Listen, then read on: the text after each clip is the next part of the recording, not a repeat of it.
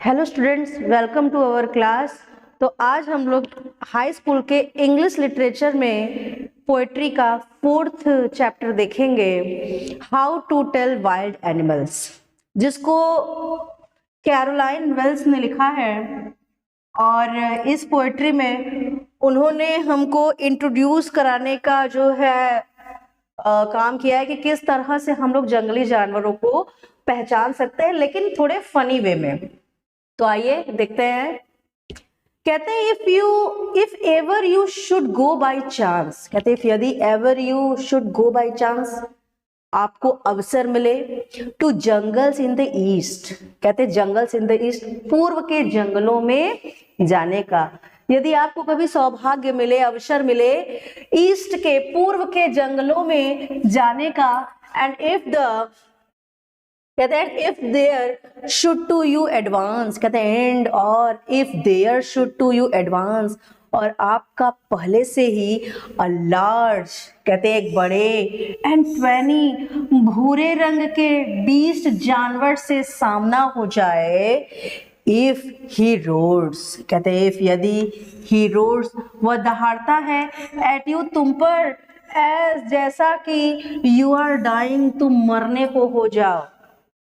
ठीक है, उसकी दहाड़ से तुमको लगे कि तुमको मौत आ जाए, यू विल नो, तो तुम जान जाओगे, it is the Asian lion, ये एशियाई शेर है। ठीक है, किंग है लायन। तो फिर से देख लीजिएगा, कहते हैं if ever you should go by chance to jungles in the east, यदि आपको अवसर प्राप्त हो पूर्व के जंगलों में जाने का, and if there should to you advance, और आपका पहले से ही सामना हो, अ लार्ज, एक विशाल काय, एंड 20 का मतलब होता है डार्क ब्राउन, गाढ़े भूरे रंग का। बीस्ट का मतलब वैसे तो दानव होता है, और चूंकि शेर जंगल का राजा है और बहुत खूंखार है, तो इसीलिए उसको जो है बीस्ट से कंपैरिजन किया गया है। तो जानवर के लिए एनिमल ना लिखकर बीस्ट लिखा गया है। तो एक विशाल का और भूरे रंग के जानवर से आपका सामना हो, if he roars at you, कहते इफ यदि ही रोड्स, वह दहाड़ता है, एट यू, आप पर, एज जैसा कि यू वर डाइंग,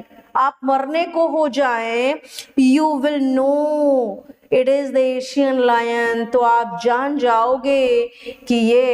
एशियाई शेर है। तो उन्होंने हमको शेर की पहचान करा दी कि किस तरह से आप जो है लायन से आप जो है इंट्रोड्यूस हो सकते हैं। अब जो अगला स्टैंजा है उसमें वो कहते हैं, और या फिर समटाइम, किसी समय, वेन रोमिंग राउंड, कहते हैं वेन, जब रोमिंग राउंड, आप भ्रमण कर रहे हो, चक्कर लगा रहे हो, और नोबल, कहते हैं एक श्रेष्ठ, वाइल्ड, जंगली, बीस्ट, जानवर, ग्रीट्स यू, ग्रीट्स का मतलब वैसे तो होता है अभिवादन करना, पर यहाँ पर है सामना करने से, कहते हैं से आपका सामना हो जाए, कहते हैं एक श्रेष्ठ जंगली जानवर से आपका सामना हो जाए, विद ब्लैक स्ट्रिप्स, जिसकी काली धारियां हो, ऑन येलो ग्राउंड, पीले रंग के बेस पर, मतलब पीले शरीर पर, जिसकी काली स्ट्रिप्स हो, ब्लैक स्ट्रिप्स हो, काली पट्टियां हो, जस्ट नोटिस, केवल ध्यान देना। वो कहते हैं कि जस्ट नोटिस, केवल ये ध्यान दीजिए, इफ यदि ही ईट्स यू, यदि वह आपको खा जाता है। तो अगर ऐसा हो कि आपका किसी ऐसे जानवर से सामना हो जिसके पीले शरीर पर काली पट्टियां हो, तो आपको केवल ये ध्यान देना कि कहीं वो आपको खा न जाए। दिस सिंपल रूल, ये जो साधारण नियम है, में हेल्प यू, आपकी मदद कर सकता है। कहते हैं ये साधारण नियम में हेल्प यू, आपकी मदद कर सकता है, लर्न, सीखने में, the Bengal tiger to discern, कि आप उसे बंगाल के बाघ के रूप में, डिसर्न मतलब पहचान जाओ। तो चलिए आगे देखते हैं कि अगला जानवर कौन सा है।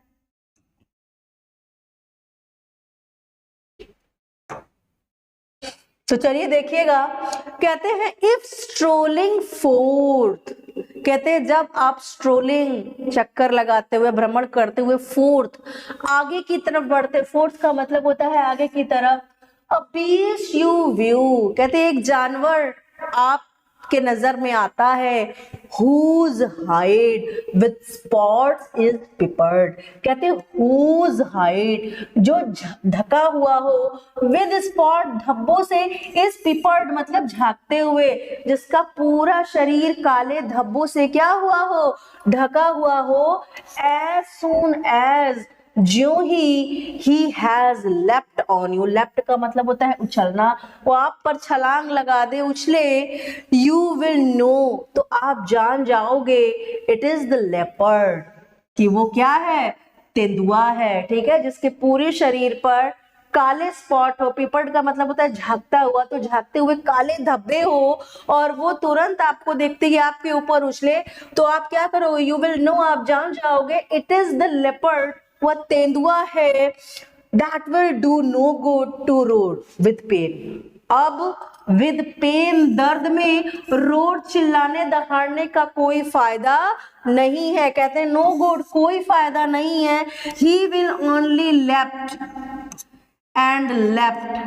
again, कहते वो बार बार आपके ऊपर क्या करता रहेगा, उछलता रहेगा, उछलता रहेगा, तो आप चिल्ला रहे हो, दहाड़ रहे हो, उसका कोई वो नहीं है, वो आपके ऊपर उछलता रहेगा। तो इस तरह हमने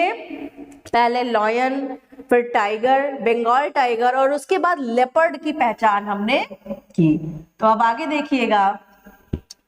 कहते हैं when you were walking around your yard, कहते हैं यदि, when जब, you are walking around, आप चक्कर लगा रहे हो, टहल रहे हो, your yard, yard का मतलब होता है आंगन में, आप अपने आंगन में टहल रहे हो, you meet a creature, आप मिलते हो, अ क्रिएचर, एक प्राणी से, देयर, वहां पर, ठीक है, जब आप अपने आंगन में चक्कर लगा रहे होते हो और आप एक ऐसे प्राणी से मिलते हो, who hugs you very very hard, जो आपको बहुत जोर से, हग्स का मतलब होता है गले लगा लेना, तो कहते हैं जो आपको बहुत बहुत जोर से गले लगा लेता है, बी श्योर, तो विश्वास कर लीजिए, इट इज अ बियर, तो ये एक भालू है, आप जैसा चित्र में देख पा रहे होंगे, तो कहते हैं तो विश्वास कर लीजिए कि वो एक भालू है। If you have any doubts, कहते यदि आपको एनी डाउट्स, कोई संदेह है, आई गेस, मेरा अनुमान है,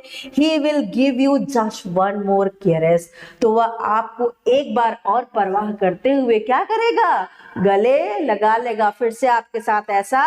कर लेगा। तो चलिए आगे देखते हैं, कहते हैं दो to distinguish beast of prey, कहते हैं यद्यपि, डिस्टिंग्विश का वैसे मतलब होता है समाप्त हो जाना, छिन्न भिन्न हो जाना, पर यहाँ पर इसका मतलब नॉलेज से है, कहते हैं दो to distinguish beast of pray,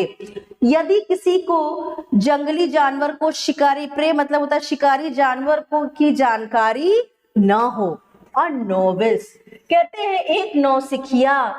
might, हो सकता है कि नॉन प्लस असमंजस में हो, ठीक है, यदि कोई ऐसा हो जिसको कि जंगली जानवर की जानकारी ना हो, और नोविस एक नौसिखिया माइट नॉन प्लस असमंजस में हो सकता है, ठीक है।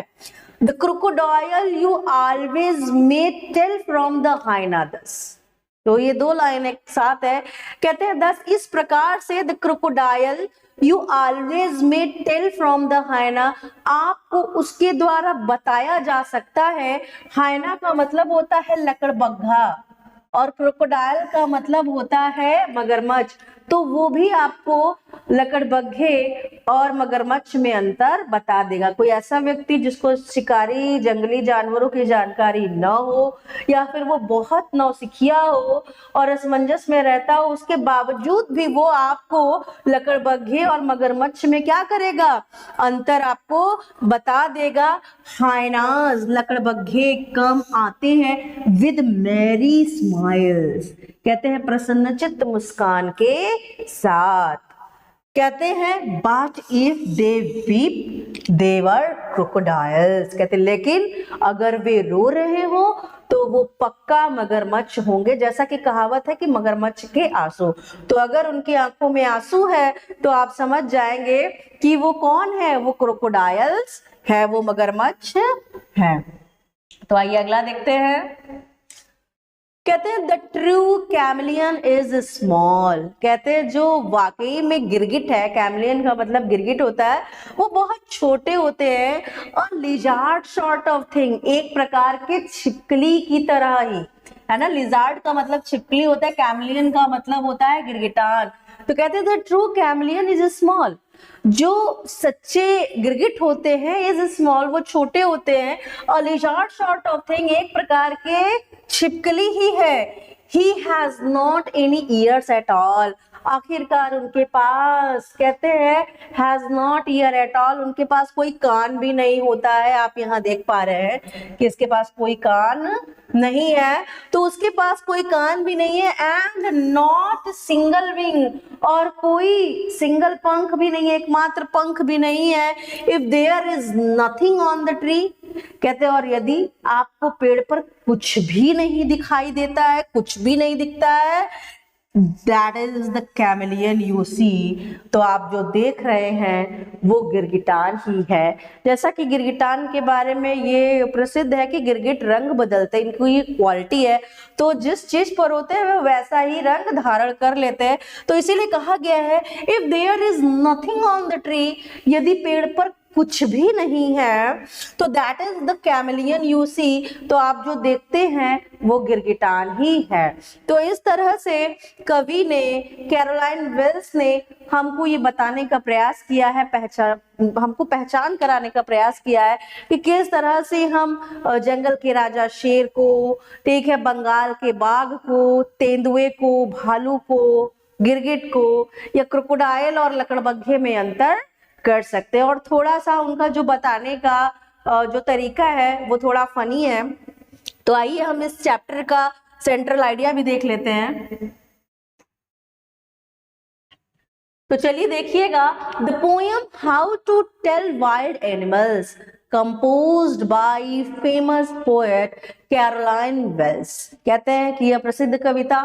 How to tell wild animals composed, रचा गया है एक प्रसिद्ध कवि कैरोलाइन वेल्स के द्वारा। इन दिस पोएम, इस कविता में, द पोएट डिस्क्राइब्स, कहते जो कवि हैं उन्होंने वर्णन किया है डेंजरस एनिमल स्पाइसेस, कहते हैं खतरनाक जंगली, ठीक है, प्रजातियों का, इन स्ट्रेंज, अजीब, एंड फनी वे, कहते हैं मजाकिया तरीके से। The poem uses the animals ferocity to attack, कहते हैं द पोएम यूजेस, ये कविता प्रयोग करती है the animals ferocity to attack, उनका तरीका, जानवरों का तरीका, टू अटैक, आक्रमण करने का, दियर प्रे, अपने शिकार पर, इन अ वे, एक तरीके से, that is intended to amuse, कहते हैं दैट इज इंटेंडेड, मतलब जिसका इरादा है टू अम्यूज, अम्यूज का मतलब है प्रसन्न करने का, खुश करने का, द रीडर, पाठक को। वो जो तरीका बता रही है उनका केवल एक ही उसमें उद्देश्य है कि वो जो पाठक है उनको, जो पढ़ने वाले उनको खुश करना चाहती है। इट आल्सो सजेस्ट, और ये सुझाव भी देता है पोटेंशियली, कहते हैं बिल्कुल पोटेंशियल के साथ, बिल्कुल गंभीरता के साथ, थ्रेटनिंग वेज, ठीक है, धमकी देने का, डराने के तरीकों का, टू आइडेंटिफाई, कि आप पहचान कर सके वाइल्ड एनिमल्स, जंगली जानवरों का। फॉर एग्जाम्पल, जैसे कि हम एक उदाहरण लेते हैं, द पोएम सजेस्ट दैट, कहते हैं ये कविता ये सुझाती है, if you encounter a large, यदि आपका इनकाउंटर मतलब कि सामना हो जाए, अ लार्ज, एक विशालकाय या बड़े, टेरिबल एनिमल, कहते खतरनाक जानवर से, in the Asian forest, Asia के जंगलों में, यू कैन आइडेंटिफाई, तो आप पहचान सकते हैं, इट बाय इट्स स्ट्रिप्स, इसको उसके, ठीक है, स्ट्रिप्स, धारियों से, एंड हाइड कलर, और छुपे हुए रंगों से, ठीक है, उसके ऊपर पहले तो एक बेस होता है, चाहे वो कोई भी जानवर हो, फिर उसके ऊपर उसके जो स्ट्रिप्स हैं, जैसे किसी पर काली पट्टियां हैं, किसी पर ब्लैक स्पॉट्स है, तो उससे आप पहचान सकते हैं कि कौन जानवर है। और यहाँ पर रंग के साथ साथ जो अटैक करने का तरीका है, जो मिलने का तरीका है, उससे भी आपको आइडेंटिफाई कराया गया है कि किस तरह से आप जानवरों को पहचान सकते हैं। तो आज का जो हमारा पोयम है उसका यही सेंट्रल आइडिया है इसके बाद अब हम लोग मिलते हैं अगले पोयम में नेक्स्ट क्लास में। Thank you.